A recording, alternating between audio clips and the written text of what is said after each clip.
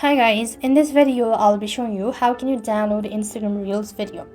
To do it, so you wanna first of all make sure to update. So head over to your respective app store, click on the search bar and type in Instagram, and if you see update, then you have to update it. So if not, click the open button and log into your account. As logged in, this is how the interface will look. Next, what you need to do is you want to go to the Reels tab over here, and this is how. Now you could either use the in-app feature if the creator allows it, or utilize third-party apps or website. If the creator allows you to download, then you could just need to click on the arrow icon over here, and you could see this option. Since this user does not enable the download option, so the option isn't available.